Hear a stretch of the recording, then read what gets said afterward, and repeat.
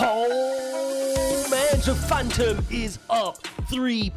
Bitcoin rotating the day, now up 1% as markets intraday decide to rally. But I need to share a key warning with you because there's something I'm not quite happy with here. We've had the Fed officials speaking today. I need to bring you up to speed with what they've said. Why are the markets taking this in a positive direction? And or is this all just one big trap? As always, guys, check out the links in the description to Coin Panel. Yes, Coin Panel, where I'll be sharing all my chart patterns and insights. I'll share more about that in a little bit. But for now, let's take a look at the charts here.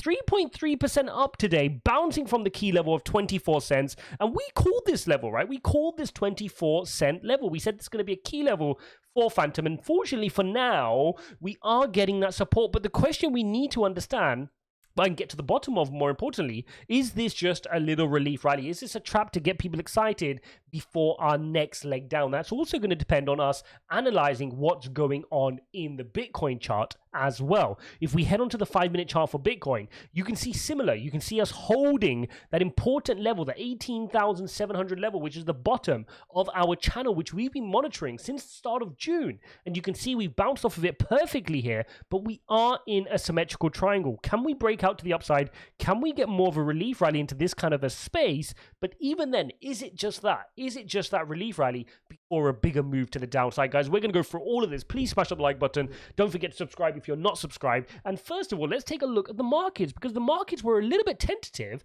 but now I'm looking at it and we've got the Nasdaq up 1.6%, S&P up 1.5%. This is a big, strong day, considering we went in today with a bunch of Fed officials speaking. So we had Barkin speak first up. He was first up, and he said that he expects rate hikes to continue and to continue to be strong. We then had Mester, who says he sees funds rate, the Fed funds rate, somewhat above 4% early next year. He says the Fed rates increases need to combat high inflation, and he says it's too soon to say inflation has peaked. That's not what moved the market. So those were the first two that came. Then, this is the one. Fed Brainard, which I warned of, was also speaking. You have to follow my Twitter, guys, if you want to see these updates as well. She is the vice chair of the Fed, and it was her comments that have now moved the market. But I'm going to explain this, because this is where it gets a little bit odd. All these Fed officials, including Brainard, came out hawkish, right? Just like Jerome Powell would have sent them to do, come back hawkish. Now, I'm going to give you my 2 cents of what I think is going on, so please stay tuned. So, she comes out and she goes, at some point in the tightening cycle, I'm quoting her, at some point in the tightening cycle, the risks will become more two-sided. She then says there will be a risk of tightening too much, and history also warns against stopping too soon. Okay? Now, she also said a whole bunch of hawkish stuff, right? She says we are in this for the long run and we'll do whatever it takes to stop inflation. We need to be confident that inflation will fall below 2%. Several months of low monthly inflation readings are required. Several months. Right? But the market is trying to think, oh, we're going to rotate soon. But look, the market decided to focus on one sentence. Which sentence did they focus on? She spoke the whole time in a hawkish manner. But that one sentence I shared with you where she says there'll be a risk of tightening too much and history also warns against this, they decided to run on this. In other words, what we're seeing is that the markets are deciding not to believe the Fed. They think this is just the Fed jawboning, which is them using their words as a tool to make the markets do what the tightening would have done for them. Okay, so they want the markets to price this in for them. And so far, they're achieving, right?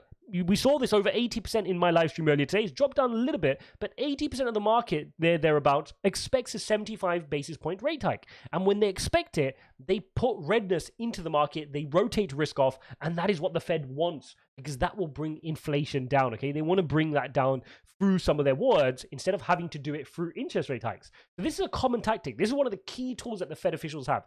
Yes, they've got interest rates they can play with. They've also got quantitative tightening and quantitative easing, but their third special tool are the words that they use. And we're going to get another dose of that. We've got the beige book, which is coming out very, very shortly. Probably by the time I've uploaded this, that would have come out with some of the economic projections. Let's see if that moves the markets. But also tomorrow, this was just a warm-up event for tomorrow. Jerome Powell coming out with his comments. So again, we expect him to be hawkish. But again, as we've just seen with this example from Brainard, the markets will focus on what they want to focus on. If Jerome Powell comes out really hawkish out the gate tomorrow, but he says one sentence like that, the markets can choose to focus on that and say, we're not going to listen to what you're saying. We're going to focus on the in between the lines, because maybe you're just trying to get us to price and do your dirty work for you. And we're not going to do that. If you want to increase rates, if you want to bring inflation down, you do it yourself. We don't believe you have what it takes to keep increasing these interest rates and breaking the back of the labor market. So that's what we got in the macro situation. Now, what are these key levels here in the Fantom chart? You can see Bitcoin trying its best on this 5-minute chart to break out from this symmetrical triangle. Can we get an impulse wave to the upside? But let's focus on slightly longer terms here, because what I want to do is I want to bring out the 4-hourly EMA ribbon, which can give you an idea of where we're at. As you can see, a big extension down here on Bitcoin, pushing the markets to the downside. And it would not be surprising. Let's just get zoomed into there. It would not be surprising to see a little bit of a relief run, right? You can run into your EMA ribbon as the bears cool off to 19,400. I would not be surprised and I would not get super excited if we see something like this. That's absolutely fine. But at some point, I will be expecting the next leg. I'll be expecting the next leg to break down through 18,700 and continue our fall slightly to the downside. I don't think it helps that Jerome Powell is talking tomorrow. I feel like that's going to further aid any move to the downside. I mean, is there a chance he comes out and is a little bit dovish? I don't think so. The way he came out with aggression at his last comments at Jackson Hole shows he means business. I don't think he's going to make that same mistake of letting some positive words let the markets get too excited based on that. So I think he's going to come in fairly firm, fairly hawkish. But like we said, if he says one sentence was a little bit dovish, the market can choose to focus on that. So let's keep an eye on this on Bitcoin. Now, what does that therefore mean on Fantom? If we look at the same thing on Fantom, we've got some room to go. Yes, it can run up to this channel, right? Look at this channel which we've been in, which we've been respecting for a little while. And again, guys, this is a testament of why we do not change our lines. If you see, we were monitoring this channel. We broke out to the upside. A lot of people would have changed their patterns now. I left my pattern in the same place. And look after that, once we got thrown back into the channel, how we've respected those same trend lines ever since, okay? So you can see here, don't be surprised to see if we get a little run up to that 26.5 cents mark coming to the top of the channel. That also ties in with our EMA ribbon. So you've got plenty of room here on Fantom for it to have a little bit of a run. But please remember, the bears are in control. So just because you see a little bit of this action doesn't mean we're not going to get thrown back to the downside to test that 24-cent mark. And this 24-cent mark has to hold on Fantom. If we lose this 24 cents mark on Fantom, things do start to become a little bit ugly. Now, if you want to see my chart patterns in real time, you guys have to check out CoinPanel. Link is in the description. And as you can see, I've put all my comments on here. You get my chart patterns, you can see my key levels, but I also, because you guys know I want to blend technicals and fundamentals, I don't just give you, oh, here's a head and shoulders pattern, here's a wedge. I give you the comments behind it. So, you know, a couple of, like last week, I think it was, or the week before, I gave you that this was my limit order area.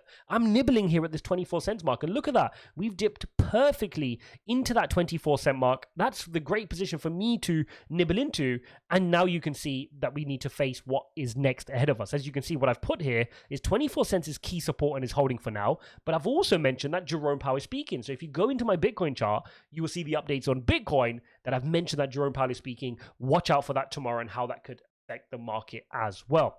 So if we lose 24 cents, what does this then mean for Fantom? Well, if we start losing that, then we have to look at this last pivot point at the bottom of this wedge. That's that 20-cent mark. So then my targets would be back around the 20 cents mark to see, okay, if Bitcoin starts falling below that 18,700 level, then I'm suspecting Fantom will lose its 24-cent mark and we could be heading to go test some of those lows at 20 cents here on Fantom. Overall, tricky time to be in the market, but again, a bit of a relief day. Don't get caught up in this green. We're still in a huge downward trend. We've not even got close to our 4-hourly EMA ribbon on neither Fantom or Bitcoin. Yes, you can get momentarily moments of green in the market. The market's deciding to take one sentence from everything that Vice Fed Chairman Brainard had to say, which was all hawkish, apart from the one bit where she says there's a risk of tightening too much. So basically what the market is saying is, look, you're trying to jawbone us, you're trying to make us price this in for you, and we're not having it. So they're not believing what the Fed is saying, and they want to see more action.